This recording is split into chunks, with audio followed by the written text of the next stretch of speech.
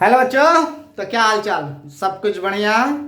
तो आज का हमारा वीडियो किस टॉपिक के ऊपर होगा? प्रीवियस टॉपिक में हम लोगों ने इसका प्रूफ के बारे में देख लिया था, principle of conservation of energy spring system के बारे में देखा था।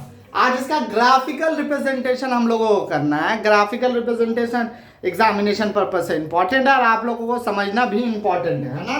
तो चलो आओ यहाँ पर हेडिंग दे दीजिएगा आप सही बच्चे।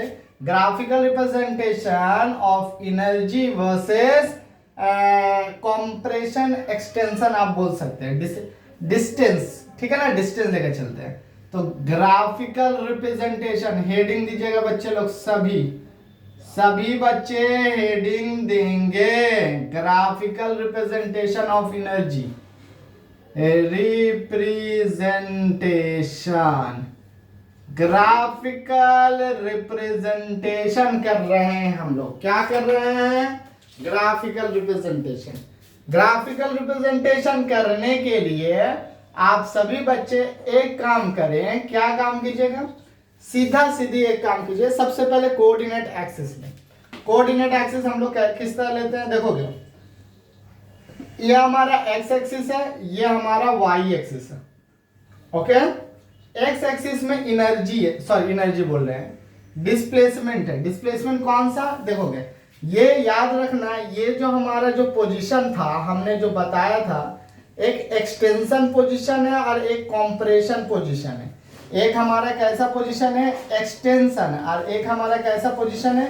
कॉम्प्रेशन पोजीशन है। ये वाला ए पॉइंट वाला एक्सटेंशन है और बी वाला इक्विलिब्रियम पोजीशन है, ये कॉम्प्रेशन है। हम एक बार यहां पर लिख देते हैं, आप समझना,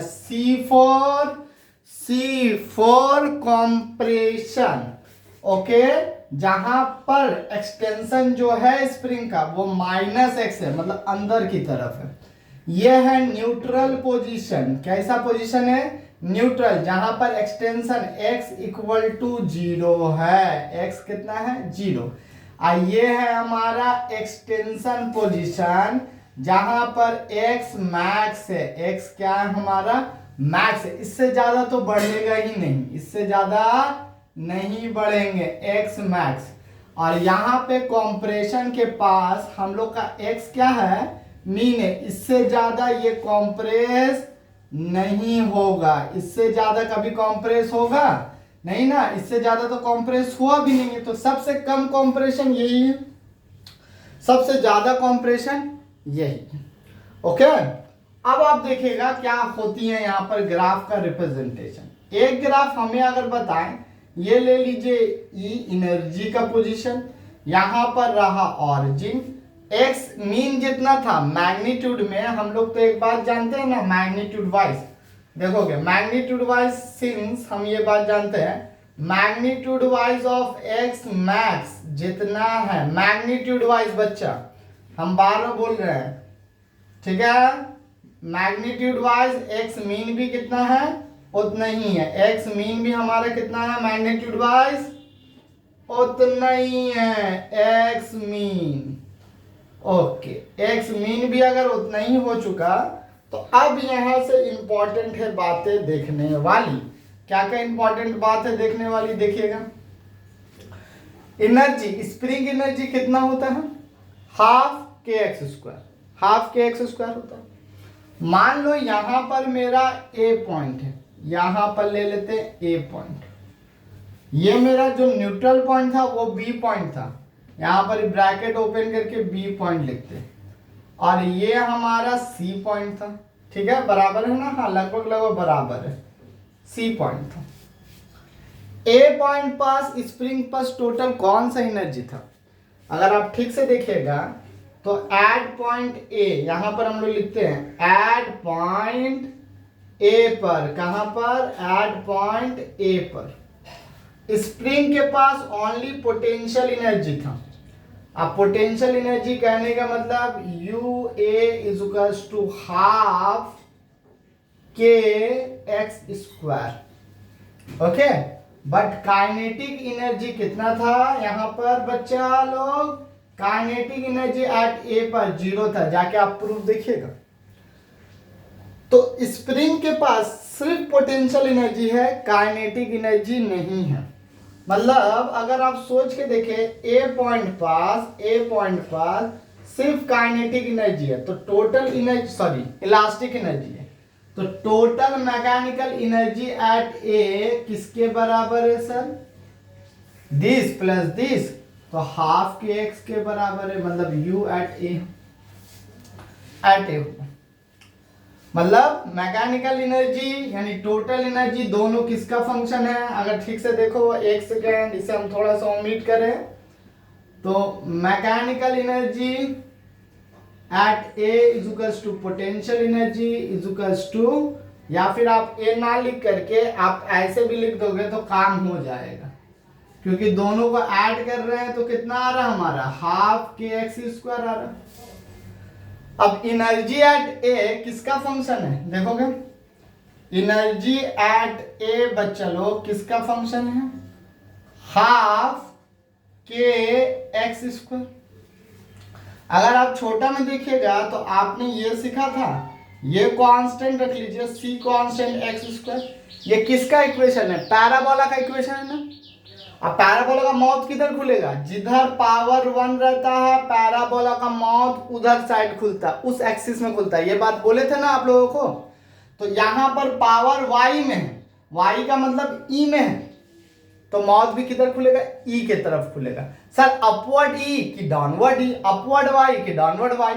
यहां पर आगे में क्या सिंबल है? प्लस सिंबल है ना, तो अपवर्ड की तरफ खुलेगा। अपवर्ड की तरफ कहने का मतलब हो गया कि हमारा जो ग्राफ रहेंगे वो इस तरह करके जाएंगे ऊपर की तरफ, और यहां से जो ग्राफ रहेंगे इस तरह करके जाएंगे ऊपर की तरफ। बात समझ में आई? सभी बच्चों को आया ना? देखिएगा यहाँ पर हम लिखेंगे कारणों को मुझे लिखना जरूरी होगा। यहाँ पर कारण हम लिख देते हैं। यहाँ पर देखिएगा, since E is equals to हमारे पास कितना आया है? ध्यान से ग्राफ समझिए सभी बच्चे। Half K X square, yes sir. यही तो y is equals to parabolic graph है। y एक्सिस में e है सी एक्स स्क्वायर। जिधर माउथ ओपन रहता है, जिधर लिनियर पावर रहता है, उधर ही माउथ ओपन होता है। तो y का पावर लिनियर है, 1 है, माउथ इधर ओपन हो जाएगा। अगर माउथ ओपन हो गया है तो दोनों साइड माउथ ओपन कर दीजिए। और क्या करना है? और भी कुछ करना है क्या हमें? नहीं बच्चा, और कुछ नहीं करना है। और क्या करोगे? बस इतना ही तो काम ही थी, है ना? इतना ही तो काम था, और इससे ज्यादा कुछ काम नहीं है। चलिए पैराबोला का ग्राफ लेके आते हैं। ये रहा आपका पैराबोलिक ग्राफ, ठीक है? लगभग ये ग्राफ बनता है। अब यहां पर देखोगे, ये सी पॉइंट हो गया, ओके, और ये हमारा ए पॉइंट हो गया। ए पॉइंट यहां पर मार्क कर रहे हैं ना, ये रहा ए पॉइंट। ए पॉइंट पर ये काइनेटिक एनर्जी, ओके, और सी पॉइंट पर भी ये काइनेटिक एनर्जी, दोनों काइनेटिक बोले, इलास्टिक पोटेंशियल एनर्जी। दोनों पॉइंट पर पोटेंशियल एनर्जी क्या होंगे? लगभग सेम होंगे। दोनों पॉइंट पर क्या होंगे? एनर्जी सेम होंगे। देखो तो दोनों पॉइंट पर सेम है जितना एनर्जी का वैल्यू है। यहां पर y एक्सिस में एनर्जी का वैल्यू जितना है, यहां पर भी जाने पर उतना, क्योंकि कॉम्प्रेशन लो, एक्सटेंशन लो या कॉम्प्रेशन लो, दोनों में एनर्जी का वैल्यू तो एक ही रहेगा। चलिए, इतना हो जाने के बाद दूसरा बात है, अब अगर बी पॉइंट पर देखिएगा तो बी पॉइंट पे पार्टिकल के पास क्या है? एट पॉइंट बी पर। ये कहां का हम बता दिए, ये ए पर भी बता दिए एंड सी पर भी यही हालचाल है। ए एंड सी बोथ के लिए हम बोल दे रहे हैं, ये एक पर भी यही होगा स्लैश सी पर भी यही होगा। आप जाके देखो, सी में तो मोमेंटली रेस्ट आ गया था। यहां पर भी आप देखिए, काइनेटिक एनर्जी एट ए पर जितना होगा स्लैश सी पर भी उतना होगा। मैकेनिकल एट ए एनर्जी पर जितना होगा सी पर भी उतना होगा। अब फॉर पॉइंट बी के लिए, एट पॉइंट बी, अगर आप पॉइंट बी को देख रहे हैं बच्चा लोग, तो पॉइंट बी पे कौन सा एनर्जी सिर्फ एग्जिस्ट करता है?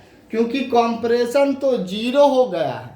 कंप्रेशन कितना हो गया हमारा? जीरो। एक्स कितना हो गया हमारा? एक्स तो हो गए हैं जीरो। अगर एक्स जीरो है तो यू ऑफ बी भी कितना होगा? जीरो होगा। तो हमारे पास सिर्फ काइनेटिक एनर्जी एट बी कितना था? हाफ। लाए थे ना, जाके देखिए के एक्स स्क्वायर। और ये किसके बराबर हो जाएगा, एनर्जी के बराबर हो जाएगा। अगर ये एनर्जी के बराबर है तो बी पॉइंट पे काइनेटिक एनर्जी सबसे ज्यादा है, सबसे हाफ के एक्स स्क्वायर का वैल्यू यही है, हाफ के एक्स स्क्वायर का वैल्यू।